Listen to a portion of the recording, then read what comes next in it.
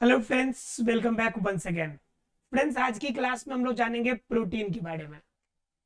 आज हम लोग जो जैव अणु का चैप्टर देख रहे हैं। जैव अणु में पिछले क्लास में हमने कार्बोहाइड्रेट के बारे में देखा था और आज की क्लास में हम लोग देखेंगे प्रोटीन के बारे में। ठीक है।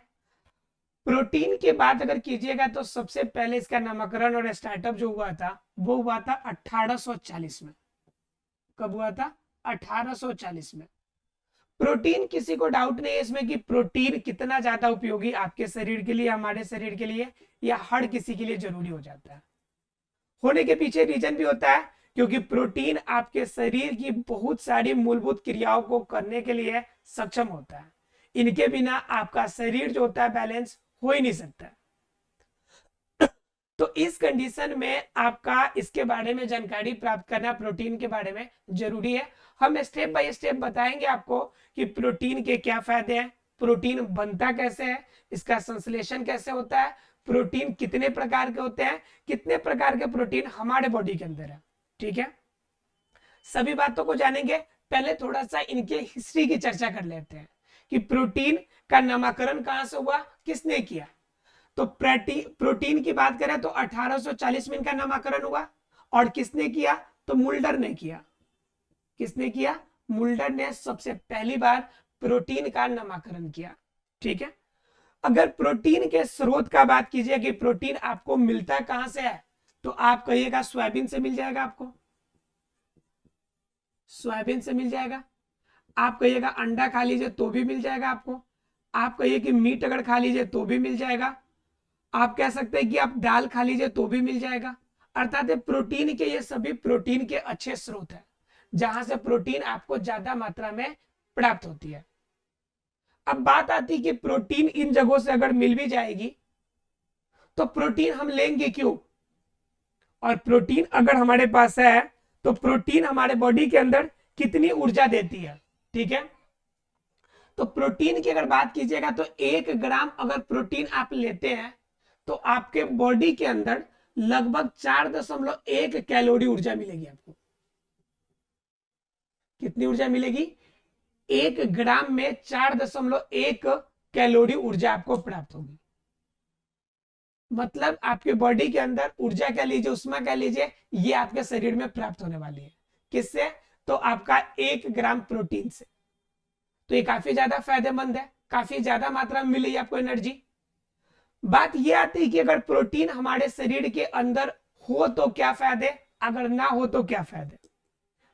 पहले बात कर लेते हैं कि हो तो हमारे अंदर क्या फायदे हैं, उसी के आधार पर हम लिख सकते हैं कि ना हो तो क्या फायदे हैं, मतलब क्या घाटा हो सकता है। पहला नंबर, अगर प्रोटीन के कार्य की बात कीजिएगा तो पहला कार्य क्या करता है कि हमारे बॉडी के अंदर जो बॉडी है, बॉडी में सभी प्रकार की टूट फूट की मरम्मत करता है। टूट फूट या नई कोशिका को बनने में मदद करता है। नई कोशिका बनने में मदद करता है। ठीक है, पहला काम। दूसरा, पहला तो कि बॉडी में सभी टूट फूट या नई कोशिका जो बनेगी उसमें आपको मदद मिलेगा। दूसरा क्या बेनिफिट हो जाएगा कि बॉडी के अंदर अगर कुछ भी हो जाए, बॉडी के अंदर अगर नई कोशिका बन रही है तो बॉडी के अंदर अब नई कोशिका बनेगी, मतलब क्या? ये वृद्धि में जिम्मेदार होगी। अर्थात कि आपके शरीर की वृद्धि के लिए जिम्मेदार पोषक तत्व है। आपके शरीर की वृद्धि के लिए जिम्मेदार पोषक तत्व, मतलब कि आपके शरीर में वृद्धि होगी किस पोषक तत्व की वजह से? प्रोटीन की वजह से। और क्या कर सकता है? इसके अलावा क्या कर सकता है कि आपके बॉडी के अंदर जो थायरॉक्सिन है,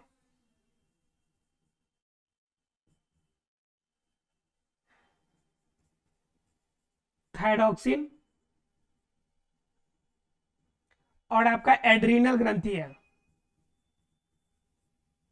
इन दोनों ग्रंथि के अंदर हार्मोन के सिक्रेशन के लिए भी जिम्मेवार कौन होता है? तो प्रोटीन होता है।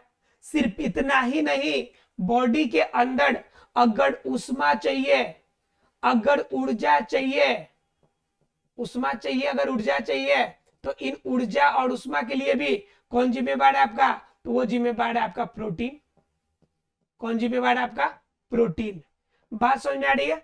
मतलब शरीर की मूलभूत क्रियाओं को अगर देखिएगा तो यह प्रोटीन कार्य करेगा। इतना ही नहीं, अगर बॉडी के अंदर अगर कोई प्रॉब्लम होती है तो रोग निरोधी क्षमता को बढ़ाने में, रोग निरोधी क्षमता जो बढ़ती है, इस रोग निरोधी क्षमता को बढ़ाने में भी आपकी मदद करती है कौन? ये प्रोटीन। तो समझ सकते हैं कि प्रोटीन आपके शरीर के लिए कितना ज्यादा उपयोगी है। बॉडी का कोई भाग टूट फूट हो जाएगा, नई कोशिका बननी होगी तो मदद करेगा, आपके शरीर के वृद्धि विकास में मदद करेगा, थायरोक्सिन एडिनल से निकलने वाले हार्मोन्स के सिक्रेशन में मदद करेगा, उष्मा और ऊर्जा में मदद करेगा, रोग निरोधी क्षमता को बढ़ाएगा। मतलब अगर सीधे शब्दों में कहे तो प्रोटीन आपके शरीर की सबसे ज्यादा आवश्यक पोषक तत्वों में से एक है। क्लियर है? यह प्रोटीन अलग अलग रूप में हमारे शरीर में प्राप्त होता है। अब बात यह आती है कि अगर ऐसा बात है तो हमें जानना यह है कि प्रोटीन कितने प्रकार के होते हैं। क्या ये सारे काम एक ही प्रोटीन करता है या अलग अलग नाम से हम प्रोटीन को जानते हैं? जैसे हम लोगों ने पढ़ा है हिस्टोन प्रोटीन के बारे में, पढ़ा है, प्रोटिस्टोन प्रोटीन के बारे में पढ़ा है, ठीक है, तो आपका ग्लाइबोलिन प्रोटीन के बारे में पढ़ा है। तो अलग अलग प्रकार के प्रोटीन होते हैं। तो ये बात होती है, क्या सारे प्रोटीन एक ही जैसे होते हैं या एक ही प्रोटीन का बना होता है? तो बिल्कुल भी नहीं, प्रोटीन के भी कुछ प्रकार होते हैं। और प्रोटीन मुख्यतः 3 ही प्रकार के होते हैं। कितने प्रकार के होते हैं? 3 प्रकार के। देखिए इसको कर लेते हैं एक बार। देखिए प्रोटीन मुख्यतः 3 प्रकार के होते हैं। एक तो आपका सरल प्रोटीन, दूसरा प्रोटीन होता है आपका संयुग्मन वाला, मतलब 2 से ज्यादा, 1 से 2 से ज्यादा बने तो, और तीसरा होता है व्युत्पन्न, मतलब संश्लेषित करके जो प्रोटीन बनते हैं वो। तो पहले जानेंगे सरल के बारे में, फिर संयुग्मन, और फिर आपका व्युत्पन्न प्रोटीन के बारे में। तो अगर बात कीजिएगा सरल प्रोटीन के, तो सरल प्रोटीन के अंदर भी बहुत सारे प्रोटीन्स होते हैं। जैसे पहला प्रोटमीन। ये क्या होता है कि ये हमारे शरीर के अंदर ना पाके मछलियों में ज्यादा मिलता है, मछलियों में अधिकतर पाए जाते हैं, ठीक है। दूसरा अगर बात कीजिएगा हिस्टोन, दूसरा अगर बात कीजिएगा हिस्टोन, तो ये हमारे शरीर में पाया जाता है, हमारे शरीर में पाया जाता है। पहला नंबर। दूसरा नंबर बात क्या है, ये जल में घुलनशील भी होता है, जल में घुलनशील भी होता है, मतलब जल में घुल भी जाएगा, ठीक है। हिस्टोन अर्थात क्या कि ये आपके ऐसे प्रोटीन है जो आपके बॉडी के अंदर पाए जाते हैं और जल में घुलनशील है। हिस्टोन का नामकरण आपने पढ़ा था जब आपने डीएनए के बारे में मैंने आपको बताया था, ठीक है। तो हिस्टोन वहां पे पाए जाते हैं। हिस्टोन प्रोटीन का ही एक बड़ा फॉर्म है, ठीक है। उसके बाद अगर देखिएगा अगला, तो ग्लाइबोलिन।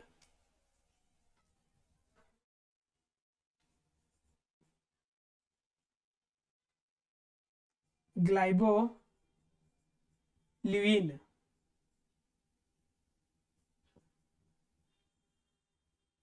ग्लाइबोलिन, ग्लाइबोलिन प्रोटीन। ये ध्यान रखिएगा कि यह ग्लाइबोलिन जो होता है जल में अघुलनशील होता है, जल में नहीं घुलेगा, जल में अघुलनशील होता है,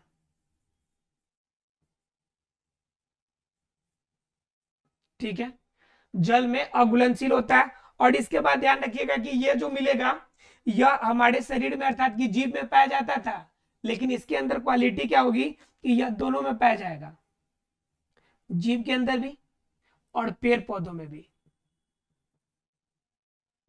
पेड़ पौधों में भी पाया जाएगा। क्लियर है? तो ये हो गया आपके क्या, ग्लाइबोलिन। उसके बाद अगर बात कीजिएगा तो अगला आपका चौथा एल्ब्यूमिन, चौथा एल्ब्यूमिन, चौथा आपका क्या है, एल्ब्यूमिन। एल्ब्यूमिन क्या मिलेगा, जो अंडा होता है, अंडा का जो उजला वाला भाग होता है, अंडा का जो उजला भाग होता है, उस उजले भाग में आपको क्या मिलेगा, एल्ब्यूमिन मिलेगा। ठीक है, यानी कि चौथा जो होगा, अंडा खाते हैं या फिर एंडी का तेल जो होता है, वो आपका एंडी के तेल के अंदर भी आपका एल्ब्यूमिन मिलेगा। लेकिन मुख्य रूप से आपको जो स्रोत मिलता है वह अंडा का उजला वाले भाग से मिलता है। क्लियर है। और आपका उसके बाद एस्क्लेरोटीन आता है पांचवा में, पांचवा नंबर आपका आता है एस्क्लेरोटीन। और एस्क्लेरोटीन वाला जो प्रोटीन है, इसी में आपका कीरोटीन प्रोटीन होता है। और यही कीरोटीन प्रोटीन है जो आपके बाल बढ़ने के लिए, नाखून के लिए, या जितने भी अपशिष्ट आपके बॉडी के अंदर भाग बढ़ रहे हैं, वो इसी की वजह से हो जाती है, कीरोटीन की वजह से। ठीक है, ये आपका एस्क्लेरोटीन प्रोटीन है और यह सरल प्रोटीन का भाग है। ध्यान रखिएगा, एग्जाम में कभी कभी क्वेश्चन पूछ देता है, बताइए किस पोषक तत्वों की कमी से आपके शरीर में बाल कम बढ़ते हैं, या शरीर के बाल या नाखून किसका बना होता है, तो कीरोटीन का बना होता है। और ये क्या होता है, एस्क्लेरोटीन आपका साधारण आपका अर्थात कि सरल प्रोटीन का एक हिस्सा है। क्लियर है। अब जानेंगे हम लोग किसके बारे में, ये सभी थे चार पांच प्रकार, ये सरल प्रोटीन के थे। अब जानेंगे हम लोग संयुग्मन के बारे में। किसके बारे में, संयुग्मन के बारे में। चलिए जरा मिटा दे इसे। पहले जानेंगे हम लोग इसके प्रकार के बारे में, इसमें जानेंगे पहले क्रोमोप्रोटीन के बारे में। क्रोमोप्रोटीन, अब क्रोमोप्रोटीन से ही लग रहा है आपको कि यह कलर देगा, क्या देगा हमें, कलर देने वाला है। और कलर वाला कहां मिलता है हमारे बॉडी के अंदर, तो हमारे बॉडी के अंदर मिलेगा हीमोग्लोबिन वाले पार्ट में। कहां मिलेगा, हीमोग्लोबिन वाले पार्ट में। क्लियर है। तो हीमोग्लोबिन पार्ट वाले में क्या मिलेगा आपको, कैल्शियम ज्यादा मिलेगा आपको। इसके अलावा क्या मिलेगा, मैग्नीशियम मिलेगा। ये सभी आपके प्रोटीन जो होते हैं क्रोमोप्रोटीन के अंदर मिलेगा। ये आपका पहला पार्ट है। क्लियर है आप लोग को। संयुग्मन प्रोटीन मतलब में आपका पहला पार्ट क्रोमोप्रोटीन है। क्रोमोप्रोटीन जो आपको कलर दे।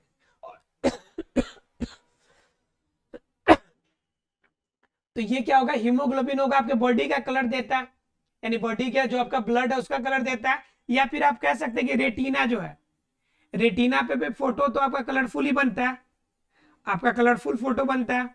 तो यह कलरफुल जो फोटो बनता है वह किसके वजह से बनता है, तो क्रोमोप्रोटीन की वजह से बनता है। क्लियर है आप लोग को। दूसरा इसके अंदर आता है न्यूक्लियो प्रोटीन।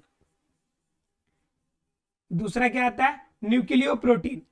तो न्यूक्लियो प्रोटीन में क्या आएगा आपका, न्यूक्लियो प्रोटीन में आपका आएगा न्यूक्लिक अम्ल। क्या आएगा आपका, न्यूक्लिक एसिड। अब प्लस में जो बॉडी के अंदर केंद्रक के अंदर जो आपका प्रोटीन पाया जाता है वह प्रोटीन, ये दोनों बनते हैं। ये कहां पाया जाता है हमारे बॉडी के अंदर, तो बॉडी के केंद्रक में मिलेंगे हमें। बॉडी के केंद्रक में हमें प्राप्त होगा न्यूक्लिक एसिड और प्रोटीन, ये आपका न्यूक्लियो प्रोटीन कहलाता है। तो हमने देखा दो प्रकार, क्रोमोप्रोटीन, न्यूक्लियो प्रोटीन, है ना जी। इसके अलावा होता है आपका फास्फोप्रोटीन। क्या होता है आपका, फास्फोप्रोटीन। अब फास्फोप्रोटीन से तो क्लियर हो गया होगा कि इसके अंदर हमें क्या मिलेगा, फास्फोरस मिलेगा। क्या मिलेगा हमें, फास्फोरस मिलेगा। क्लियर है। तो फास्फोप्रोटीन से हमें क्या प्राप्त हो जाएगा, फास्फोरस वाले प्रोटीन जो होंगे वह फास्फोप्रोटीन के नाम से जाने जाएंगे। इसका एक चौथा पार्ट भी है, तीन पार्ट हम लोग जान लिया, एक चौथा पार्ट भी जिससे हम लोग कहते हैं ग्लाइकोप्रोटीन। चौथा पार्ट क्या हमारा है, ग्लाइकोप्रोटीन। और ग्लाइकोप्रोटीन में हमें क्या मिलेगा, ग्लाइकोप्रोटीन में हमें मिलेगा कार्बोहाइड्रेट, कार्बोहाइड्रेट, ठीक है, वसा, प्रोटीन, ये सभी आपके मिले हुए रहेंगे। इसे हम कहेंगे हम लोग ग्लाइकोप्रोटीन के नाम से जानेंगे। तो ये चार प्रकार क्या हो जाएंगे, हमारे संयुग्मन के प्रकार हो जाएंगे। किसके प्रकार हो जाएंगे, संयुग्मन के, अर्थात क्रोमोप्रोटीन, न्यूक्लियो प्रोटीन, फास्फोप्रोटीन और ग्लाइकोप्रोटीन। क्लियर है आप लोग को। अगर प्रोटीन अगर क्लियर है तो जानेंगे व्युत्पन्न प्रोटीन के बारे में। ये क्रोमो मतलब कलर देगा सीधा, न्यूक्लियो प्रोटीन याद रखना है न्यूक्लिक एसिड देगा, फास्फोप्रोटीन फास्फोरस देगा, ग्लाइकोप्रोटीन कार्बोहाइड्रेट वसा प्रोटीन। क्लियर। आता है व्युत्पन्न प्रोटीन की बात। तो व्युत्पन्न प्रोटीन का मतलब होता है जो संश्लेषित हो। संश्लेषित प्रोटीन को व्युत्पन्न प्रोटीन भी कहते हैं। संश्लेषित मतलब क्या, कृत्रिम रूप से संश्लेषित कर ले या फिर प्राकृतिक रूप से संश्लेषित हो, जिसका अपना अस्तित्व तो नहीं हो, दो चार प्रोटीन मिले, दो चार आपका प्रोटीन का आवरण मिले और बन जाए।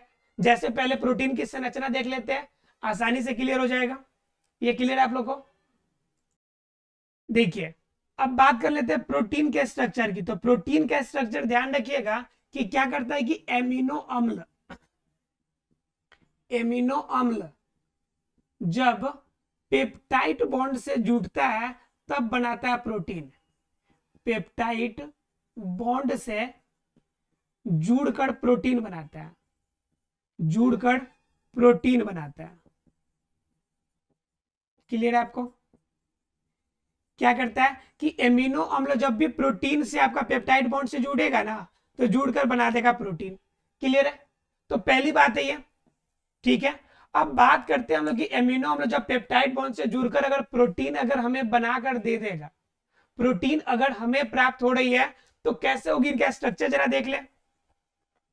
तो इनके स्ट्रक्चर देखिए, H2N, ठीक है, ये CH2 हो गया। और जब भी H2N CH2 के साथ कार्बोक्सिलिक एसिड जुड़ता है तो ये एमिनो अम्ल बनाएगा COOH, ठीक है। उसके बाद अगर बात कीजिएगा तो आपका प्लस में क्या मिल जाएगा, इधर H2N है आपका तो H लिख देते हैं, और इसको हम H2N है तो इसको H और प्लस में आपका NH लिख देते हैं। H2N हो गया आपका, अब प्लस में आपका CH2 है आपका CH2, और क्या कार्बोक्सिलिक एसिड अर्थात कि COOH, राइट। और ये बन गए आपके, ये दोनों अब रिएक्शन अगर करते हैं, ये आपका एक एमिनो अम्ल हो गया, एक एमिनो अम्ल हो गया, और दूसरा एमिनो एसिड ये हो गया। और मैंने क्या बताया कि एमिनो एसिड जो होंगे वह किससे जुटेंगे, पेप्टाइड बॉन्ड से। अब दोनों को जब संयुग्मित करते हैं, दोनों को जब जोड़ते हैं, यानी कि दोनों जब रिएक्शन करते हैं आपस में, तो देखिए क्या बनाते हैं आपको, ये बना लेंगे H2N CH2, ठीक है, CH2, उसके बाद CO NH, यानी कि HN कर लीजिए, HN तो जुटेगा नहीं, NH कर लीजिए। उसके बाद क्या आपका बच गया NHCH2 COOH। अब प्लस में क्या होगा, H2O जो होगा बाहर निकल जाएगा, ठीक है। देखिए ध्यान से, हम इसको यहाँ पे तोड़कर क्यों लिखे थे, आपको आसानी से समझ में आने के लिए। जरा देखिए गौर कीजिए कि बीच वाले पार्ट को मैंने तोड़ के इसलिए लिखा था कि ये सीधा आपका H2O बन के बाहर निकल जाएगा। अब बाकी जितना भी था सीधा आपको उतार देना था, कुछ भी नहीं करना था। और क्या हो गया कि यहाँ पे जो यह जो बॉन्ड बना हुआ है, इन दोनों को जो जोड़ा हुआ है, ये आपका एमिनो अम्ल और ये एमिनो अम्ल, ये आपका पहला एमिनो और ये आपका दूसरा एमिनो अम्ल, इन दोनों के बीच में यह जो बंधन है आपका, इसी बॉन्ड को हम लोग बोलते हैं पेप्टाइड बॉन्ड। क्या बोलते हैं इसे, पेप्टाइड बॉन्ड। और इसी पेप्टाइड बॉन्ड की वजह से आपका प्रोटीन का स्ट्रक्चर बन के तैयार होता है। क्लियर है फ्रेंड्स। अर्थात क्या क्या कि जब दो एमिनो अम्ल जुटेगा तो जुटने के बाद जब पेप्टाइड बॉन्ड से जब जुड़ जाएगा तो यह पेप्टाइड बॉन्ड से जुड़ने के बाद क्या बना लेगा, आपका प्रोटीन बना लेगा। तो वही कहता है आपका व्युत्पन्न वाले में कि व्युत्पन्न वाले में जितने प्रोटीन होंगे वह एमिनो अम्ल के संश्लेषित होने से आपका बनेंगे। संश्लेषित जितना ज्यादा होंगे उतना ज्यादा बनेंगे। समझिए कि एक प्रोटीन में लगभग 20 एमिनो अम्ल मिलेंगे। कितना भी एमिनो अम्ल मिलेंगे, 20 अमीनो अम्ल मिलेंगे, ठीक है। तो ये जब संश्लेषित होंगे तो संश्लेषित होकर जो आपका प्रोटीन बना के तैयार करेंगे तो उससे हम लोग व्युत्पन्न प्रोटीन के नाम से जानेंगे। क्लियर है आप लोग को। व्युत्पन्न प्रोटीन सभी को क्लियर है? तो व्युत्पन्न अगर प्रोटीन आपको क्लियर हो गया तब हम लोग जानते हैं हम लोग आगे थोड़ा सा इसके बारे में कि व्युत्पन्न प्रोटीन कितने प्रकार के होते हैं, कितने तरह के होते हैं। तो बहुत सारे नामकरण है, नाम है, ठीक है। जैसे आपका ल्यूसीन, एग्जाम में कुछ एग्जाम्पल पूछ लेता है, जैसे ल्यूसीन है, ये क्या हो गया आपका व्युत्पन्न का उदाहरण हो जाएंगे। और अगर बात कीजिएगा तो ट्रिप्टोफोन, ट्रिप्टोफोन ये भी क्या होंगे आपके, ये आपका व्युत्पन्न प्रोटीन है। तो ये कुछ व्युत्पन्न प्रोटीन है जिनके आपके उदाहरण एग्जाम्पल है, इसे आपको याद रखना है, क्लियर। इनकी अगर बात कीजिएगा स्ट्रक्चर, तो अगर एमिनो अम्ल की स्ट्रक्चर सीधा अगर पूछा जाएगा तो ध्यान रखना है कि सिर्फ आपको क्या करना है, कार्बोक्सिलिक एसिड के साथ जोड़ देना है। जैसे मैंने यहां तक जोड़ दिया है, अब इसी को स्ट्रक्चर बना लीजिए आप, बना देता हूं मैं, नीचे देखिए दिख रहा है, देखिए ये आपका हो गया CH2, ये CH2 हो गया। यहां से क्या कर लीजिए, जोड़ लीजिए को एक COH जोड़ लीजिए आपका यहाँ पे COH, और एक H2N एक तरफ जुड़ जाएगा, H2N जुट गया, बन गया आपका, ये क्या बन जाएगा, ये बन जाएगा आपका एमिनो अम्ल बन गया। बात समझ में आ रही है? स्ट्रक्चर कभी कभी आ जाता है आपको पूछने के लिए, तो स्ट्रक्चर बनाना बिल्कुल ईजी है। कहिए तो मैं दिखा देता हूँ आपको और बेहतर तरीके से। ये कार्बन है, कार्बन को 4 इलेक्ट्रॉन चाहिए, तो एक हाइड्रोजन सीधा निकल गया, एक हाइड्रोजन सीधा निकल गया। उसके बाद क्या हो गया, एक कार्बन के 2 बच गए, यहाँ पे 2 बच गए, तो एक यहाँ पे ले गया नाइट्रोजन के साथ, नाइट्रोजन को 3 चाहिए, तो 3, एक हाइड्रोजन इधर मिल गया, एक हाइड्रोजन इधर चला गया, ठीक है। फिर एक के साथ यहाँ पे क्या चला गया हमारा कार्बोक्सिलिक एसिड, C के साथ चला गया COH, क्लियर है। तो इस तरह के आपको बॉन्ड देखने को मिलेंगे, क्लियर। इसमें क्या हो जाएगा कि इसमें को डबल बॉन्ड पर ऑक्सीजन ऊपर चला जाएगा, नीचे आपको क्या दिख जाएगा, ऑक्सीजन, ये हाइड्रोजन हो जाएंगे, ठीक है, इस फॉर्म में हो जाएगा आपका, क्लियर है। तो ये इस प्रकार के स्ट्रक्चर देखने को मिलेगा, ऐसा स्ट्रक्चर बना लीजिएगा। ये आपको जनरली एलिफेंटा अगर पूछ दे आपसे, जनरली पूछ देता है कि एलिफेटिक स्ट्रक्चर बना के दिखाइए अमीनो अम्ल के, तो एलिफेटिक स्ट्रक्चर आपको ये हो जाएगा, आसानी से कर लेंगे आप। यही स्ट्रक्चर आपका चैन के रूप में अगर ज्यादा हो जाएगा तो चैन बन जाएगा, इसी में 2 जोड़ना होगा तो फिर CH2 के साथ ऊपर एक बॉन्ड बना के ऊपर लेके चले जाइएगा आप, ये आपका चैन के रूप में बनता चला जाएगा। जितना एमिनो अम्ल का एक सिंगल फेज बन गया है, ये सिंगल बन गया आपका, इसमें जितना चैन जोड़ने का मन है उतना जोड़ लीजिए आप। जोड़ने का मतलब क्या है कि यहाँ पे आपका 2 जोड़ के नीचे की तरफ लेके जा रहा है, इसी चैन को चाहेंगे तो ऊपर की तरफ ले जाएंगे। जैसे एग्जाम्पल दिखाता हूं आपको, अब देखिए जरा से एग्जाम्पल, कुछ नहीं करना आपको, सिर्फ ये समझना आपको। देखिए CH2 था यहाँ पे, और यहां से आपने क्या जोड़ लिया था, H2N जोड़ा था, और साथ में क्या जोड़ा था, कार्बोक्सिलिक एसिड जोड़ा था आपने। अब क्या करना है कि CH2 से CH को 2 को हटा देना है, एक H को कर लेना है, फिर यहाँ पे आप आ जाएगा CH2 आ जाएगा आपका, फिर ऊपर की तरफ जाएगा, ये CH2 आ जाएगा आपका। तो ये आगे बढ़ते चले जाइए चैन, और लास्ट में क्या कर लीजिएगा, फिर ये कार्बोक्सिलिक एसिड वाला जोड़ लीजिएगा बीच में, बीच में ऊपर जाएगा तो आप सल्फर से भी जोड़ सकते हैं, ये सल्फर वाले बॉन्ड जुटेंगे, और फिर आगे जाके आपका क्या होगा, ये फिर जाएगा आपका CH2 वाला बनेगा, और CH2 वाले के साथ फिर जोड़ लीजिएगा आप क्या, H2N और प्लस में COH, क्लियर है, बन जाएगा आपका। तो इस तरह से आप जितना चैन चाहे बना सकते हैं बिल्कुल इजीली, ठीक है। कोई डाउट नहीं है आपको आज की क्लास में? अगर कोई डाउट हो तो आप हमें कमेंट सेक्शन में जरूर बताएंगे। ये थे आज के प्रोटीन का चैप्टर, क्लियर है फ्रेंड्स। मिलते हैं अगले क्लास में, अगले क्लास में देखेंगे नए टॉपिक के साथ। तब तक के लिए thank you very much friends.